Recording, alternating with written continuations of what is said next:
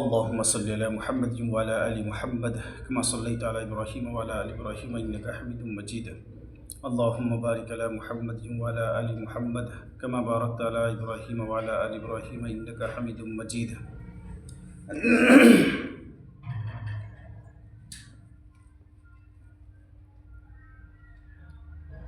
فضائل رمضان. حضور صلی اللہ علیہ وسلم کا ارشاد ہے کہ بہت سے روزہ رکھنے والے ایسے ہیں کہ ان کو روزہ کے ثمرات میں بجز بھوکا رہنے کے کچھ بھی حاصل نہیں، اور بہت سے شب بیدار ایسے ہیں کہ ان کو رات کے جاگنے کی مشقت کے سوا کچھ بھی نہ ملا۔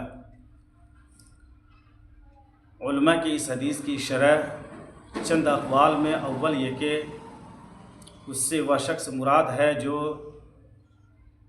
دن بھر روزہ رکھ کر حرام مال سے افطار کرتا ہے، کہ جتنا ثواب روزہ کا ہوا تھا اس سے زیادہ گناہ حرام مال کھانے کا ہو گیا، اور دن بھر بھوکا رہنے کے سوا اور کچھ نہ ملا۔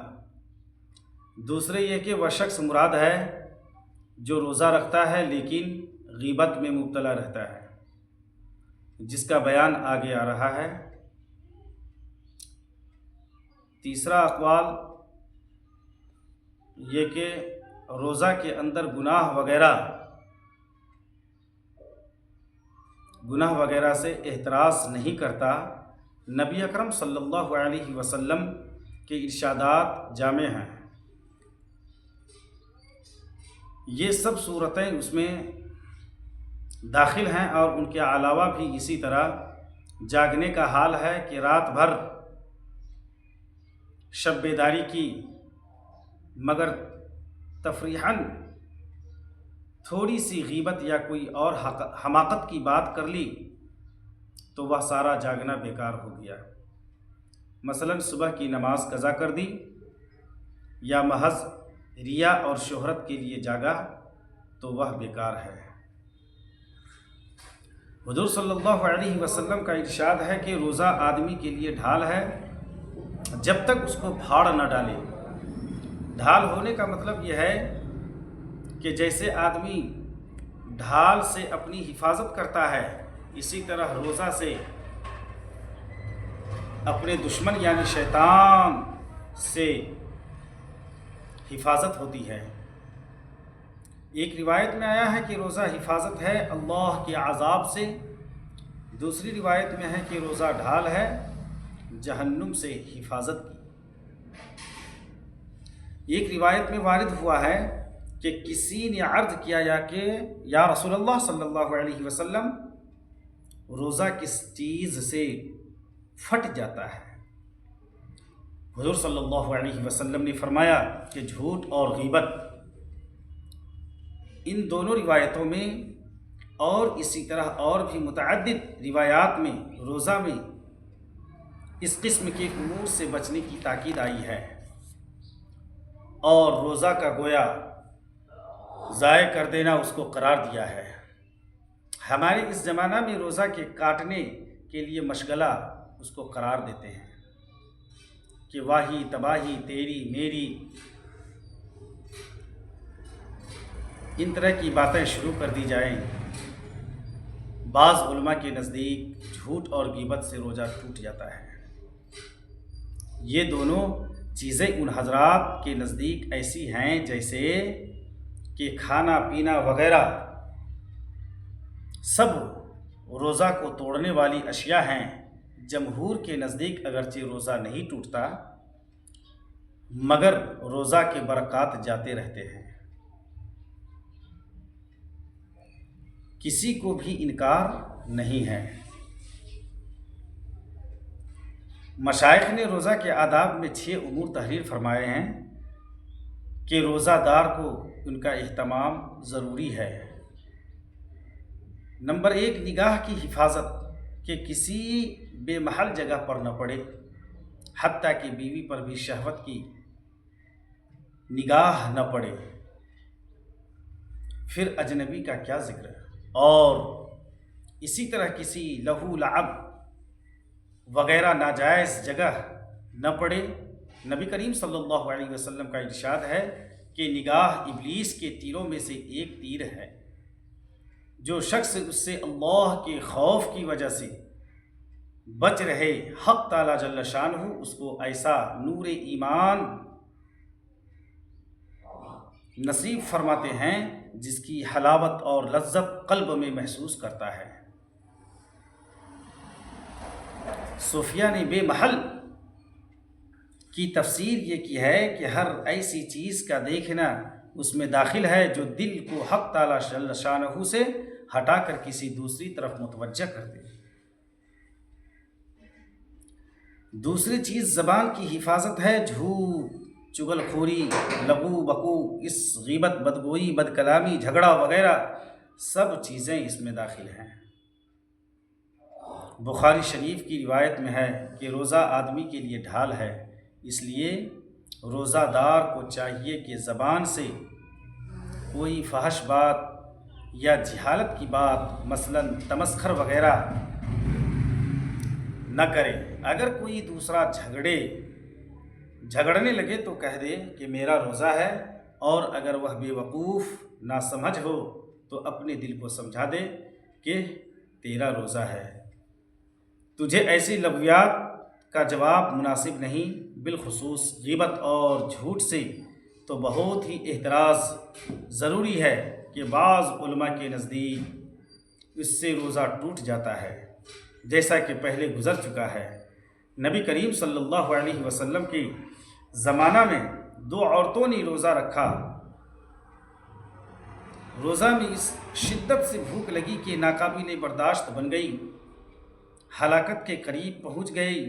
صحابہ کرام رضی اللہ تعالیٰ عنہم مجمعین نے نبی کریم صلی اللہ علیہ وسلم سے دریافت کیا تو حضور صلی اللہ علیہ وسلم نے ایک پیالہ ان کے پاس بھیجا اور ان دونوں کو اس میں قے کرنے کا حکم دیا۔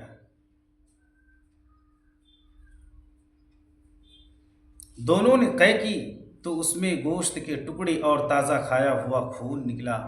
لوگوں کو حیرت ہوئی تو حضور صلی اللہ علیہ وسلم نے ارشاد فرمایا کہ انہوں نے حق تعالیٰ شانہ کی حلال روزی سے روزہ رکھا اور حرام چیز کو کھایا، کہ دونوں عورتیں لوگوں کی غیبت کرتی رہیں۔ اس حدیث سے ایک مضمون اور بھی متشرح ہوتا ہے کہ غیبت کرنے کی وجہ سے روزہ بہت زیادہ معلوم ہوتا ہے، حتیٰ کہ وہ دونوں عورتیں روزہ کی وجہ سے مرنے کے قریب پہنچ چکی تھیں۔ اسی طرح اور بھی گناہوں کا حال ہے، اور تجربہ اس کی تائید کرتا ہے کہ روزہ میں اکثر متقی لوگوں پر ذرا بھی اثر نہیں ہوتا، اور فاسق لوگوں کو اکثر پتہ چلتا ہے۔ اس حالت میں احتراز کریں، بالخصوص غیبت سے، جس کو لوگوں نے روزہ کاٹنے کا مشغلہ تجویز کر رکھا ہے۔ حق تعالیٰ شانہ نے اپنے کلام پاک میں غیبت کو اپنے بھائی کے مردار گوشت سے تعبیر فرمایا ہے، اور احادیث میں بھی بکثرت اس قسم کے واقعات ارشاد فرمائے گئے ہیں، جن سے صاف معلوم ہوتا ہے کہ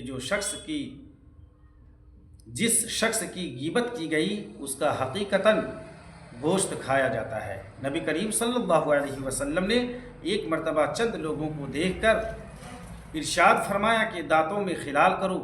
انہوں نے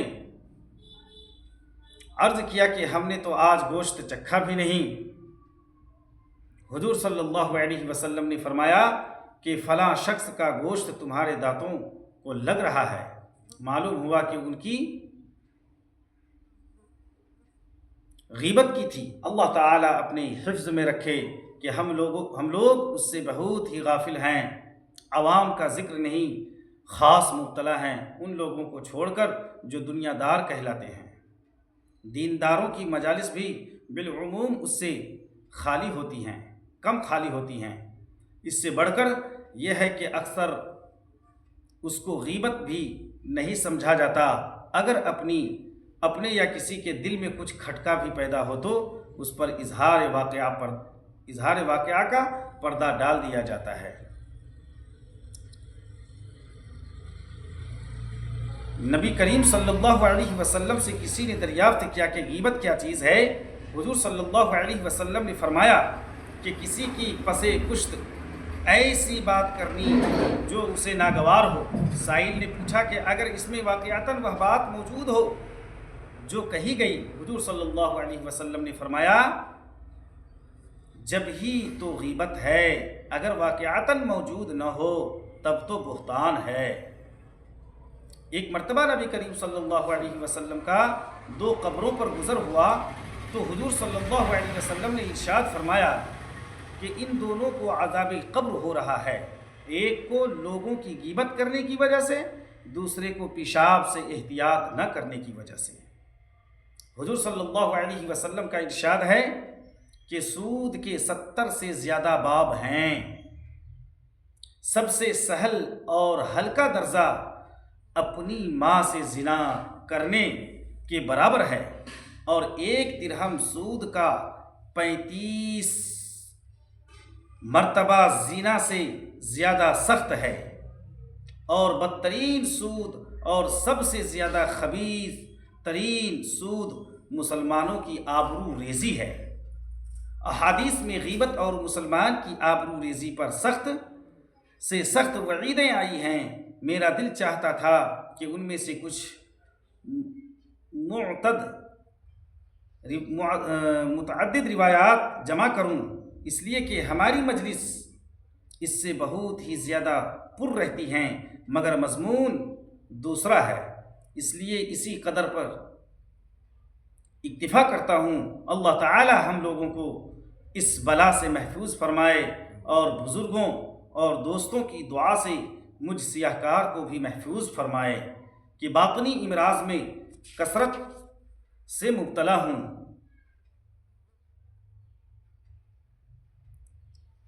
کبر و نخوت، جہل و غفلت، حقد و کینہ، بد زنی، کذب و بدعہدی، ریا و بغض و غیبت، دشمنی، کون بیماری ہے یا رب جو نہیں مجھ میں ہوئی؟ عافنی من کل داء واقضی عنی حاجتی۔ اللہ تبارک و تعالیٰ سے دعا کریں کہ اللہ تبارک و تعالیٰ ہمیں اور آپ کو ان حدیثوں پر عمل کرنے کی توفیق عطا فرمائے۔ وآخر دعواہم الحمدللہ۔